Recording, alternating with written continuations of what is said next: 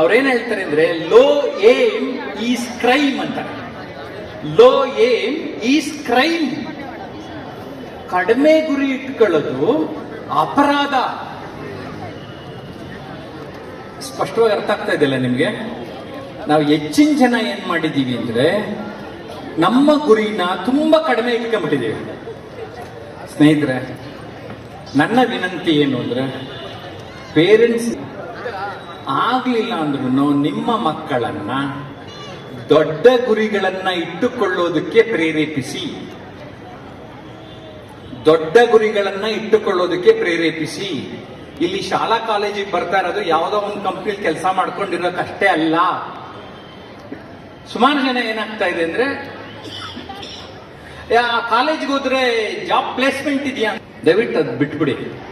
ನೀವ್ ಹೆಂಗ್ ಓದಿರ್ಬೇಕು, ನಿಮ್ ಮಕ್ಳು ಹೆಂಗಿರ್ಬೇಕು ಅಂದ್ರೆ, ಅವ್ನು ಯಾವುದೇ ಕಂಪ್ನಿಗೆ ಹೋದ್ರು ಅವನ್ನ ಸೆಲೆಕ್ಟ್ ಮಾಡ್ತಾರೆ ಅನ್ನೋ ತರ ನಿಮ್ ಮಕ್ಳಿಗೆ ರೆಡಿ ಮಾಡಿ. ಸ್ಪಷ್ಟವಾಗಿ ಅರ್ಥ ಆಗ್ತಾ ಇದೆಯಲ್ಲ ನನ್ನ ಮಾತು? ನಿಮ್ಮ ಮಕ್ಕಳನ್ನ ನೀವು ನೆಕ್ಸ್ಟ್ ಲೆವೆಲ್ಗೆ ರೆಡಿ ಮಾಡಿದ್ರೆ ಕೆಲಸ ಹುಡುಕೋದು ಅಗತ್ಯ ಇದೆಯಾ? ಹುಡುಕೊಂಬಂದ್ ಕೆಲಸ ಕೊಡ್ತಾರೆ. ಇಲ್ಲ ಅಂದ್ರೆ ನಾವು ಎಂಟರ್ಪ್ರಿನರ್ಸ್ ಜಾಸ್ತಿ ಆಗ್ಬೇಕು, ಉದಾರ ಆಗ್ಬೇಕಂದ್ರೆ.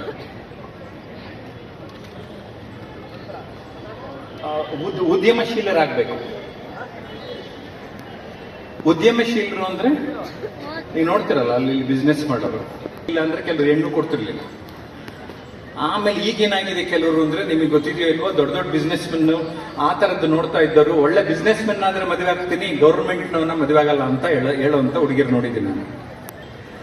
ನೀವು ನಿಮ್ಮ ಮಕ್ಕಳನ್ನ ದೊಡ್ಡದಾಗಿ ಬೆಳೆಸಬೇಕು ಅನ್ನೋದಷ್ಟೇ ನನ್ನ ಕಳಿಯೋದಕ್ಕೆ ಎಲ್ಲರೂ ಸಾಧ್ಯತೆ ಇದೆ. ಯಾಕೆಂದ್ರೆ ನನ್ನ ಸಾಧಕರ ಕೊಂಬು ಕಿರೀಟನು ನಾರ್ಮಲ್ ಆಗಿ ಇದ್ರು. ನಾನು ಇಂಟರ್ವ್ಯೂ ಮಾಡಿದವರು ಎಲ್ಲರೂ ಹೆಚ್ಚಿನ ಜನ ಬಡತನದಿಂದ ಸಮಸ್ಯೆಯಿಂದ ಇದ್ದರು.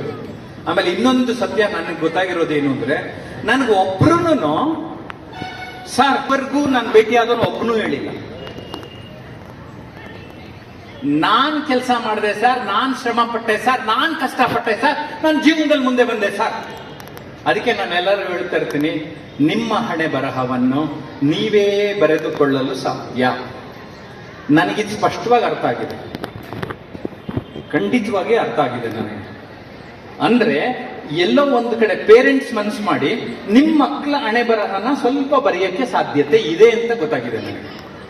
ಯಾಕೆಂದ್ರೆ ನೀವು ಇನ್ಫ್ಲೂಯೆನ್ಸ್ ಮಾಡ್ತೀರ ಅವ್ರನ್ನ. ಸೊ ಅದರ ಅರ್ಥ ಏನು ಅಂದ್ರೆ, ನೀವು ಗಮನ ಇಟ್ಕೊಳ್ಳಿ. ನನ್ನ ಮಗ ಅದೇ ಆಗ್ಬೇಕು, ನನ್ನ ಮಗಳು ಅದೇ ಆಗ್ಬೇಕು ಅಂತ ದಯವಿಟ್ಟು ಫೋರ್ಸ್ ಮಾಡಬೇಕು. ನಿಮ್ ಕೈಲಿ ಮಾಡಕ್ಕಾಗಲಿಲ್ಲ, ಅವ್ರಿಗೇನಿದೆ ಇಂಟ್ರೆಸ್ಟ್ ಅವ್ರು ಗೊತ್ತು ಮಾಡ್ಕೊಳ್ಳೋದು ಅರ್ಥ ಆಗಿದೆ. ಆರ್ಟ್ಸು, ಸೈನ್ಸು, ಕಾಮರ್ಸು ಯಾವ್ದಾರು ಆಗ್ಲಿರಿ, ಯಾವ ಫೀಲ್ಡ್ ಅಲ್ಲಾದ್ರೂ ಬೆಳಿಬಹುದು. ಇವತ್ತು ಸ್ಕ್ರಿಪ್ಟ್ ಯುವರ್ ಫ್ಯೂಚರ್. ನಮ್ಮ ಭವಿಷ್ಯವನ್ನ ನಾವೇ ಇವತ್ತು we can reinvent ourselves. ನಮ್ಮನ್ನ ನಾವು ಮರುಶೋಧಿಸ್ಕೊಂತ ಇದ್ರೆ ಅದು ಸಾಧ್ಯ ಆಗತ್ತೆ. ಆ ಯಾವನ್ನ ಶೋಧಿಸ್ಕೋಬೇಕು ಅನ್ನೋದಕ್ಕೆ ಒಂದು 6 ಪಾಯಿಂಟ್ ಕೊಡ್ತಾ ಇದ್ದೀನಿ ನಾನು. ವ್ಯಕ್ತಿತ್ವ ವಿಕಸನಕ್ಕೆ ಪೂರಕವಾಗಿರುವ ಈ ಅಂಶಗಳು. ನಂಬರ್ 1, ಫಿಸಿಕಲ್ ಪರ್ಸನಾಲಿಟಿ, ಶಾರೀರಿಕ ವ್ಯಕ್ತಿತ್ವ. ಓಕೆ, ನಮ್ಗೆ ಬೇರೆ ಬೇರೆ ಏನೇನೋ ಪ್ರಾಪರ್ಟಿ ಇರ್ಬೋದು, ಆದ್ರೆ ನಮ್ಮ ಲೈಫಲ್ಲಿ ದ ರಿಯಲ್ ಪ್ರಾಪರ್ಟಿ ಏನು ಅಂದ್ರೆ ನಮ್ಮ body. Take care of your. ಅಷ್ಟು ನಿಮ್ ಕಡೆ ನೋಡ್ಕೊಳ್ಳಿ, ನಿಮ್ ಬಾಡಿ, ನಿಮ್ ಶರೀರ ಸರಿಯಾಗಿ ಇಟ್ಕೊಳ್ಳಿ. ಅದಕ್ಕೆ ಸರಿಯಾಗಿ ವ್ಯಾಯಾಮ ಮಾಡಬೇಕಾ, ಫುಡ್ ಏನ್ ಕೊಡ್ಬೇಕಾ, ಅದ್ರ ಕಡೆ ನೀವು ಗಮನ ಕೊಟ್ಕೊಳ್ಳಿ, ಮಕ್ಕಳಿಗೂ ಕೊಡ್ಸಿ. ಸೊ ಶರೀರ ಚೆನ್ನಾಗಿದ್ದಾಯ್ತು, because this is the permanent asset. ನಿಮ್ ಬೇರೆ ಅಸೆಟ್ ಎಲ್ಲ ಗೊತ್ತಿಲ್ಲ ನಮ್ಗೆ. ನಿಮ್ಮ ಜೊತೆ ನೀವು ಇರೋವರೆಗೂ ಬಾಡಿ, ಇದನ್ನ ಮರ್ತು ಬಿಡ್ತೀವಿ ಅವಾಗ. ಸೊ ಯಾಕೆ ಒಳ್ಳೆ ಆಹಾರ, ಯಾಕೆ ವ್ಯಾಯಾಮ ಮಾಡಬೇಕು? ಒಂದು ಮಾತಿದೆ, ದಿನಕ್ಕೆ 1 ಗಂಟೆ ಇನ್ನು 23 ಗಂಟೆ ಅದು ನಿಮ್ಮನ್ನ ಚೆನ್ನಾಗಿ ನೋಡಿಕೊಳ್ಳುತ್ತದೆ. ಸೊ ನಾನು ತುಂಬಾ ದೊಡ್ಡ ಎಕ್ಸ್ಪರ್ಟ್ಸ್ ಎಲ್ಲ ಕೇಳಿದ್ದೀನಿ, ಅಟ್ಲೀಸ್ಟ್ ಒಂದು ಫಿಸಿಕಲ್ ಆಕ್ಟಿವಿಟಿಲಿ ಎಂಗೇಜ್ ಆದರೆ ನಿಮ್ಮ ಆರೋಗ್ಯ ಒಂದು ಲೆವೆಲ್ ಇರುತ್ತೆ ತಕ್ಕ ಮಟ್ಟಿಗೆ ಅಂತ. ಸೊ ಶಾರೀರಿಕ ವ್ಯಕ್ತಿತ್ವವನ್ನ ನಾವೆಲ್ಲ ಗಮನ ಕೊಡಬೇಕು. ನಂಬರ್ 2, ಮೆಂಟಲ್ ಪರ್ಸನಾಲಿಟಿ, ಮಾನಸಿಕ ವ್ಯಕ್ತಿತ್ವ. ಮೈಂಡ್, ಈ ಉದಾಹರಣೆ ಸರಿ ಕೊಟ್ಟರೆ ಸರಿಯಾಗಿ ಅರ್ಥ ಆಗೋಗ್ಬಿಡುತ್ತೆ. ಟೈಮಿಗೆ ಸರಿಯಾಗಿ ಇಲ್ಲಿಗೆ ಹಾಕೋತಾ ಇದ್ದೀವಿ. ಏನೋ ಒಂದು ಅರ್ಜೆಂಟ್ ಎಲ್ಲೂ ಸಿಗ್ಲಿಲ್ಲ ಅಂದ್ರೆ ಆ ರೋಡ್ ಸೈಡ್ ಅಲ್ಲಿ ಯಾವನಾರು ಮಾಡ್ತಾ ಇದ್ರು ತುಂಬಾ ಹತ್ಬಿಟ್ಟಿರುತ್ತೆ, ವೆಹಿಕಲ್ ನಿಲ್ಲಿಸ್ಬಿಟ್ಟು ಹೋಗ್ಬಿಟ್ಟು ತಿಂದ್ಬಿಡ್ತೀವಿ. ಕರೆಕ್ಟ್? ಇದಕ್ಕೆ ಯಾಕೆ ಹಸಿವು ಕೊಡ್ಲಿಲ್ಲ ಅಂತ. ಓಕೆ, ಸೊ ನಾನು ಪ್ರಶ್ನೆ ಮಾಡ್ತಾ ಒಂದ್ಸರಿ ದೇವ್ರ ಹತ್ರನೇ ಹೋಗಿ ಬಂದು ಎಕ್ಸ್ಪೀರಿಯನ್ಸ್ ಆಯ್ತು. ಅಂದ್ರೆ ದೇವ್ರ ಹತ್ರ ಹೋಗ್ಬಿಟ್ಟು ಯಾಕೆ ಕೊಟ್ಟಿಲ್ಲ ಅಂತ ಉತ್ತರ ಕಂಡ್ಕೊಂಡೆ. ದೇವ್ರು ಹೇಳ್ದಂಗಾಯ್ತು, ಜಯಪ್ರಕಾಶ್ ಇದು ಜೀವನ ಮಾಡಕ್ಕೇನೋ ಕೊಟ್ಬಿಟ್ಟಿದೀನಿ, ಇದಕ್ಕೆ ಕೊಟ್ಬಿಟ್ಟಿದ್ರೆ ಎಲ್ಲಾರು ಟಾಪಲ್ಲಿ ಇದ್ಬಿಡೋರು ಜಯಪ್ರಕಾಶ್. ಬೇರೆ ಬೇರೆ ಕೆಲಸ ಮಾಡಕ್ಕೆ ಜನ ಇರ್ತಿರ್ಲಿಲ್ಲ, ಪ್ರಪಂಚ ಸರಿಯಾಗಿ ನಡೀತಾ ಇರಲಿಲ್ಲ, ಬೇರೆ ಬೇರೆಯವ್ರು ಅಲ್ಲಲ್ಲೇ ಕಚ್ಕತ್ತಾರೆ. ಈಗ ಕರೆಕ್ಟ್ ಉದಾಹರಣೆ ಅರ್ಥ ಆಯ್ತಾ? ಸೊ ನನಗೆ ದೇವ್ರು ಬಂದು ಹೇಳಿದಂಗೆ ಆಗಿದೆ, ಅರ್ಥ ಆಗಿದೆ. ಯಾರು ಜೀವನದಲ್ಲಿ ಉದ್ಧಾರ ಆಗಿದ್ರೆ, mind your mind, mind will mind you ಅಂತ ಒಂದು ಮಾತಿದೆ. ನೀವು ನಿಮ್ಮ ಮನಸ್ಸಿನ ಕಡೆಗೆ ಗಮನ ಕೊಡಿ, ಮನಸ್ಸು ನಿಮ್ಮ ಕಡೆ ಗಮನ ಕೊಡುತ್ತದೆ. ಇನ್ನೊಂದು ಮಾತು, mind is like a parachute. Mind ಅನ್ನೋದು ಪ್ಯಾರಾಚೂಟ್ ಇದ್ದಂಗೆ. ಪ್ಯಾರಾಚೂಟ್ ಯಾವಾಗ ಓಪನ್ ಆದಾಗ ಮಾತ್ರ ಹೊಳ್ತೀರಿ. ಕ್ಲೋಸ್ಡ್ ಮೈಂಡ್ ಜನ ಓಪನ್ ಮಾಡಿಲ್ಲ. ಯಾರು ಕ್ಲೋಸ್ಡ್ ಮೈಂಡ್ ಇಂದ ಓಪನ್ ಮೈಂಡ್ ಕಡೆಗೆ ಹೋಗ್ತೀರಿ, ಆಗ ನಿಮಗೆ conscious mind, subconscious mind, super conscious mind ಇವೆಲ್ಲ ಅರ್ಥ ಆಗ್ತದೆ. ಮೈಂಡ್ ಕಡೆಗೆ ಅರ್ಥ ಮಾಡ್ಕೊಳ್ಳಿ. ಇದಕ್ಕೆ ಡೈಲಿ ಆಹಾರ ಕೊಡಿ. ಅವ್ರಿಗೆ ಯಾಕೆ ಉದ್ಧಾರ ಆಗಲ್ಲ? ಉದ್ಧಾರ ಆಗ್ಲೇಬೇಕು. ಸೊ ಇದರ ಕಡೆಗೆ ನಿರಂತರವಾಗಿ. So the main food books ಅಲ್ಲಿ ಸಿಗ್ತಾ ಇದೆ. ಪುಸ್ತಕಗಳನ್ನ ಓದಿ. ಪುಸ್ತಕ ಓದ್ದವರೆಲ್ಲ ಲೀಡರ್ಸ್ ಆಗಿದ್ದಾರೆ, ಶ್ರೀಮಂತರಾಗಿದ್ದಾರೆ. ನಾನು ಅಬ್ಸರ್ವ್ ಮಾಡ್ತಾನೆ ಬಂದಿದ್ದೀನಿ. ಅದಕ್ಕೆ ನಾನು ಇದುವರೆಗೆ 12 ಪುಸ್ತಕ ಬರೆದಿದ್ದೀನಿ, 3 ಪುಸ್ತಕ ಪ್ರಿಂಟ್ ಅಲ್ಲಿ ಇದೆ. ಅದ್ರ ವ್ಯಾಲ್ಯೂ ಗೊತ್ತಾಗಿದೆ ನನಗೆ. ಯಾಕೆಂದ್ರೆ ಬರೆಯಕ್ಕೆ ಕೂತ್ಕೊಂಡಾಗ, ನಾವು ಥಾಟ್ಸ್ ಹಾಕಿದಾಗ ನಮ್ಮ ಥಾಟ್ ಪ್ರಾಸೆಸ್ ಸರಿ ಹೋಗ್ತದೆ. ದಯವಿಟ್ಟು ಇದಕ್ಕೆ ಅಕಸ್ಮಾತ್ ಕಡಿಮೆ ಹಾಕೊಂಡ್ರು ಪರವಾಗಿಲ್ಲ, ಡೈಲಿ ಇದಕ್ಕೇನಾದ್ರೂ ಹಾಕೊಳ್ಳಕ್ಕೆ ಒಂದು ಮಾರ್ಗ ಪುಸ್ತಕಗಳು ಅಂತ ಹೇಳಿದ್ದೇನೆ. ಇನ್ನೊಂಚೂರು ಡೀಟೇಲ್ ಮಾತ್ರ ಚಿಂತಕರು ಅಂತ ಕರೀತೇವೆ. ಉಳಿದವರೆಲ್ಲ ಚಿಂತನೆಯನ್ನ ಹೆಚ್ಚಿಸಿಕೊಳ್ಳುತ್ತಿದ್ದರೆ, ಅನ್ವಾಂಟೆಡ್ ಥಾಟ್ಸ್ ಎಲ್ಲ ಬಿಟ್ಟು ನಮ್ಗೇನ್ ಬೇಕು ಅದ್ರ ಕಡೆಗೆ ನಾವು ಗಮನ ಕೊಡ್ತಾ ಇದ್ರೆ, ನಾವು ಜೀವನದಲ್ಲಿ ಅಭಿವೃದ್ಧಿಯನ್ನ ಹೊಂದೋದಕ್ಕೆ ಸಾಧ್ಯತೆ ಇರುತ್ತೆ. ಒಂದ್ ಸ್ಮಾಲ್ ಎಕ್ಸಾಂಪಲ್ ಕೊಡ್ತೇನೆ. ಮೈಕೇಲ್ ಏಂಜೆಲೋ ಅಂತ ಒಬ್ಬ ದೊಡ್ಡ ಕಲಾವಿದ ಇದ್ದ, ಪೇಂಟಿಂಗ್ ಮಾಡ್ತಾ ಇದ್ದ, ಸ್ಕಲ್ಪ್ಚರ್ ಮಾಡ್ತಾ ಇದ್ದ. ಅವನ್ನ ಕೇಳ್ತಾರೆ, ಏನ್ ಮೈಕೇಲ್ ಏಂಜೆಲೋ ಇಷ್ಟು ಚೆನ್ನಾಗಿ ನೀನು ಸ್ಕಲ್ಪ್ಚರ್ಸ್ ಮಾಡ್ತೀಯಲ್ಲ, ಹೇಗೆ ಸಾಧ್ಯ ಆಯ್ತು ಅಂತ. ಅವನೊಂದು ಮಾತು ಹೇಳ್ತಾನೆ, ನೋಡಿ ಇದೊಂದು ಬಂಡೆ ಅನ್ಕೊಳ್ಳಿ, ನಾನು ತುಂಬಾ ಸಿಂಪಲ್ ಸರ್, ಆ ಬಂಡೆ ನೋಡ್ತೀನಿ, ನನಗೇನ್ ಬೇಕು ಅದು ಇಟ್ಕೊಂಡು ಉಳ್ದಿದೆಲ್ಲ ರಿಮೂವ್ ಮಾಡ್ಬಿಡ್ತೀನಿ ಸರ್, ನನಗೆ ಬಂಡೆಲಿ ಏನ್ ಬೇಕು ಸಿಗುತ್ತೆ ಅಂತಾನೆ. ಸೊ ಇದು ನನಗೇನ್ ಅರ್ಥ ಮಾಡಿಸ್ತು ಅಂದ್ರೆ, ನಮ್ ಜೀವನದಲ್ಲಿ ನಮಗ್ ಬೇಕಾಗಿಲ್ದೇ ಇರೋದೆಲ್ಲದ್ರ ಕಡೆಗೆ ಮಾತ್ರ ಫೋಕಸ್ ಮಾಡಿದ್ರೆ, focus on what you want and not on. ಎಷ್ಟೊಂದ್ ಜನ ಏನ್ ಮಾಡ್ತಾ ಇದಾರೆ, ನನ್ಗೆ ಅದು ಬೇಡ, ಇದು ಬೇಡ, ಇದು ಬೇಡ. ಆಯ್ತಪ್ಪ, ಏನ್ ಬೇಕು ಗೊತ್ತಿಲ್ಲ, ನಿಮ್ಗೇನ್ ಬೇಕು ಅಂತ ಕಂಡ್ಕೊಳ್ಳಿ, ನಿಮ್ಗೆ ಇದು ಸಿಗ್ತದೆ. ಇಂಟೆಲೆಕ್ಚುಯಲ್ ಪರ್ಸನಾಲಿಟಿ ಅಂದ್ರೆ ನಮ್ಮ ಪ್ರಾಬ್ಲಮ್ ಸಾಲ್ವಿಂಗ್ ಮೈಂಡ್ ಸೆಟ್ ಹೆಚ್ಚಾಗ್ತದೆ. ಎಂತ ಪ್ರಾಬ್ಲಮ್ ಇದ್ರೂ ಸಾಲ್ವ್ ಮಾಡ್ಕೊಳ್ಳೋಕೆ ಸಾಧ್ಯತೆ ಆಗುತ್ತೆ. Decision making. Point number 4, emotional personality, ಭಾವನಾತ್ಮಕ ವ್ಯಕ್ತಿತ್ವ. ನಮ್ಮಮ್ಮ ನನ್ನ 1 ಕೋಟಿ ಪ್ರೀತಿಸ್ತಾರೆ ಅಂತ ಹೇಳಕ್ ಆಗಲ್ಲ. ನನ್ನ ಫ್ರೆಂಡು ನನ್ಗೆ 10 ಲಕ್ಷದಷ್ಟು ಸ್ನೇಹ ಕೊಡ್ತಾನೆ ಹೇಳಕ್ ಆಗಲ್ಲ.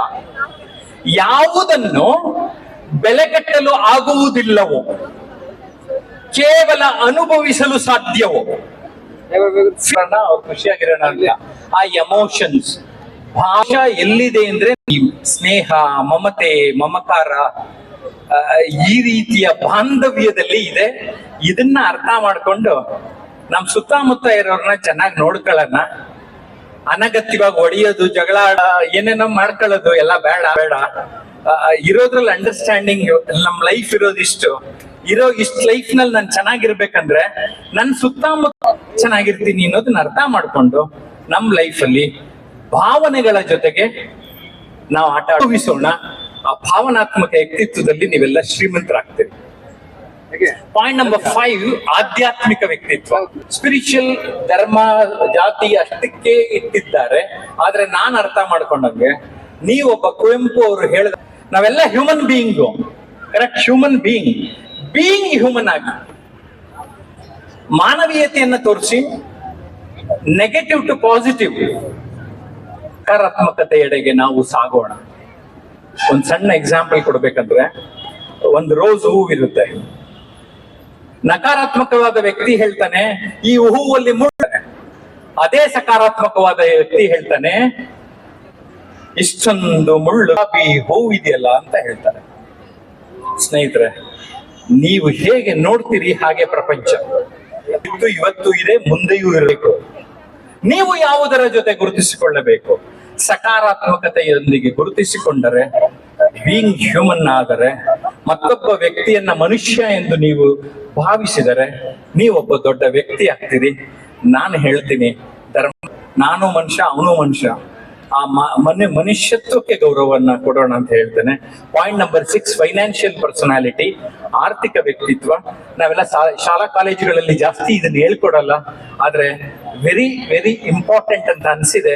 ನಿಮ್ಮ ತಗೋ ಹೋಗು ಮಜಾ ಉಡಾಯಿಸಂತ ದುಡ್ಡಿರೋರು, ದುಡ್ಡಿದ್ರು ಅವ್ರ ಹತ್ರ ದುಡ್ಡಿಲ್ಲ, ಆದ್ರೆ ದುಡ್ಡಿನ ಬೆಲೆಯನ್ನ ಅರ್ಥ ಮಾಡಿಸುವಂತಹ ಒಂದು ಪೇರೆಂಟ್ಸ್ ನಾವು ಆಗ್ಬೇಕು.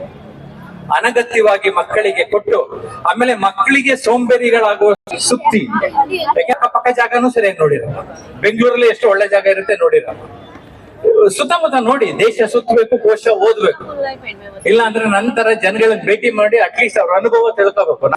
ಓಕೆ, ದೇಶ ಸುತ್ತೋರು ಕೋಶ ಓದೋದ್ರ ಜೊತೆಗೆ ನಾವು ಉತ್ತಮವಾದ ವ್ಯಕ್ತಿಗಳನ್ನ ನಿಮ್ಮ ಏರಿಯಾನಲ್ಲೇ ಇರ್ತಾರೆ, ನಿಮ್ಮ ಸುತ್ತಮುತ್ತನೇ ಇರ್ತಾರೆ, ಅವ್ರಿಗೆ ಗೌರವ ಕೊಡೋದನ್ನ ಕಲೀರಿ. ನಮ್ಮ ಕ್ಷೇತ್ರದಲ್ಲಿ ಯಾರೋ ಒಬ್ರು ಒಳ್ಳೆ ನಮ್ಮ ಏರಿಯಾದಲ್ಲಿ ಇರ್ತಾರೆ, ಅವ್ರಿಗೆ ರೆಕಗ್ನೈಸ್ ಮಾಡೋದನ್ನ ಕಲ್ತು. ಅಂದ್ರೆ ನಾನು ಯಾಕೆ ಇನ್ನೊಬ್ರನ್ನ ಅರ್ಥ ಮಾಡ್ಕೊಂಡು ನೀವೊಂದು ಜಸ್ಟ್ ಒಂದು ತಿಂಡಿ ಕೊಡ್ಸಿದ್ರೆ, ಒಂದು ಊಟ ಕರೆದು ಮನೆಯಲ್ಲಿ ಹಾಕಿ ಅವ್ರಿಗೊಂದು ಶಾಲು ಆಹಾರ ಮಾಡಿದಿರಿ ಸಾರ್ ಅಂತ ಅವ್ರಿಗೊಂಚೂರು ಗೌರವ ಕೊಟ್ರೆ ಎಷ್ಟು ಸಖತ್ತಾಗಿರ್ತದಲ್ಲ. 6 ಅಂಶಗಳು ಮುಖ್ಯ. ಈ 6 ಅಂಶಗಳ ಜೊತೆಗೆ ಇನ್ನು 4 ಅಂಶ ತಾಳೆ ಹಾಕೋಬೇಕು. ಆ ಯಾವ್ಯಾವ ಅಂಶ ಅಂತ ಹೇಳಿಬಿಟ್ಟು ನನ್ನ ಮಾತನ್ನ ಮುಗಿಸ್ತಾ ಇದ್ದೇನೆ. 4 ಅಂಶದಲ್ಲಿ ನಂಬರ್ 1, ನಾನು ಮುಖ್ಯ. ಫಸ್ಟ್ ನನ್ನನ್ನು ನೋಡ್ಕೋಬೇಕು, ನನ್ನ ಕಡೆ ಗಮನ ಕೊಡ್ಬೇಕು. ವಿಮಾನದ ಹೇಳ್ತಾರೆ, ಏನಾದ್ರು ಆಕ್ಸಿಜನ್ ಮಾಸ್ಕ್ ಏನಾದ್ರು ಮಿಸ್ ಆದ್ರೆ ಫಸ್ಟ್ ನೀವ್ ಹಾಕೊಳ್ರಿ, ಆಮೇಲೆ ಬೇರೆಯವ್ರಿಗೆ ಹೆಲ್ಪ್ ಮಾಡಿ ಅಂತ. ನಾವು ನಮ್ಮ ಜೀವನದಲ್ಲಿ ನಮ್ಮ ಬಗ್ಗೆ ನಾವು ಗಮನ ಕೊಡ್ಬೇಕು. ಓಕೆ, ನಂಬರ್ 2, ನನ್ನ ಕುಟುಂಬ. ಸೊ ನನ್ನ ಫ್ಯಾಮಿಲಿ ನಾನು ವಾಪಸ್ ಕಾಳಜಿ ಬೇಕು. ಪಾಯಿಂಟ್ ನಂಬರ್ 4, ಸಮಾಜ. ನನ್ನ ಸಮಾಜ ಇದು ನನ್ನ ದೇಶ, ನನ್ನ ಸಮಾಜ. ಯಾವಾಗ ಇದು ಬರ್ತದೆ, ನಾನು, ನನ್ನ ಕುಟುಂಬ, ನನ್ನ ವೃತ್ತಿ, ನನ್ನ ಸಮಾಜ, ಈ 4 ಅಂಶನ ಈ 6 ಅಂಶಗಳ ಜೊತೆ ತಾಳೆ ಮಾಡ್ಕೊಳ್ಳಿ ನಿಮ್ ಲೈಫ್ ಅಲ್ಲಿ. ಇದಿಷ್ಟು ಪಾಯಿಂಟ್ಸ್ ಇಟ್ಕೊಂಡು ನನ್ನ ಮುಂದೆ ಒಂದು ಪುಸ್ತಕನೂ ಬರೀತಾ ಇದ್ದೆ, ಪ್ರಿಂಟ್ ಅಲ್ಲಿ ಇದೆ. ಆ ಪಾಯಿಂಟ್ಸ್ ನೇ ನಿಮ್ಮ ಹತ್ರ ಶೇರ್. ಕೊನೆಗೆ ಒಂದು ಥಾಟ್ ಬಂತು ನಿಮ್ಗೆಲ್ಲ ಅರ್ಥ ಮಾಡ್ಸಕ್ಕೆ. ವೆಹಿಕಲ್ 6 ಚಕ್ರದ ವಾಹನ. 6 ಚಕ್ರದ್ದು ಯಾರು? 6 ಚಕ್ರಗಳು physical, mental, intellectual, emotional, spiritual ಮತ್ತೆ ಫೈನಾನ್ಷಿಯಲ್. ನಾನೇ ಡ್ರೈವಿಂಗ್ ಸೀಟಲ್ಲಿ ಕೂತ್ಕೋಬೇಕು ನಮ್ಮ ಲೈಫ್ ಅಲ್ಲಿ. ಎಷ್ಟೋ ಸರಿ ನಾವು ನಮ್ಮ ಡ್ರೈವಿಂಗ್ ಸೀಟಲ್ಲಿ ಇರಲ್ಲ, ನಮ್ ಲೈಫ್ ನ ಇನ್ಯಾರೋ ರನ್ ಮಾಡ್ತಾ ಇರ್ತಾರೆ. ಸ್ವಲ್ಪನಾದ್ರೂ ನನ್ನ ಬದುಕು ಇದು, ನಾನ್ ರನ್ ಮಾಡ್ಬೇಕಂತ ಯೋಚನೆ ಮಾಡಿ. ಅವುಗಳನ್ನ ಕುಟುಂಬ ಆಯ್ತು. ಸೊ ಹಿಂದಿನ ಸೀಟಲ್ಲಿ ಸಮಾಜ. ಈ ಆದ್ಯತೆ ಇದ್ರೆ ನಮ್ಮ ಬದುಕು ಸುಂದರವಾದ ಬದುಕು. ನನ್ನ ಮಾತನ್ನ ನೀವು ಕೇಳಬೇಕು ಅಂದ್ರೆ ಜಯಪ್ರಕಾಶ್ ನಟ್ಟೆಹಳ್ಳಿ ಅಂತ ನನ್ನ ಹೆಸರು. ನಾನು ನನ್ನೆಲ್ಲ ಪುಸ್ತಕಗಳನ್ನ ಸಪ್ನಾ ಬುಕ್ ಹೌಸ್ ಪಬ್ಲಿಷ್ ಮಾಡಿದ್ದಾರೆ. 12 ಇಂಗ್ಲಿಷ್ ನಲ್ಲಿ, 3 ಇಂಗ್ಲಿಷ್ ನಲ್ಲಿ, 12 ಕನ್ನಡದಲ್ಲಿ. ಇನ್ನೊಂದು 3 ಪುಸ್ತಕ ಇನ್ನೊಂದು 2-3 ತಿಂಗಳಲ್ಲಿ ಬರ್ತದೆ. ಗಮನಿಸ್ತಾ ಇರಿ. ನಾನು ಆನ್ಲೈನ್ ಆಫ್ಲೈನ್ ಕ್ಲಾಸ್ ಮಾಡ್ತೇನೆ. ಸೋಷಿಯಲ್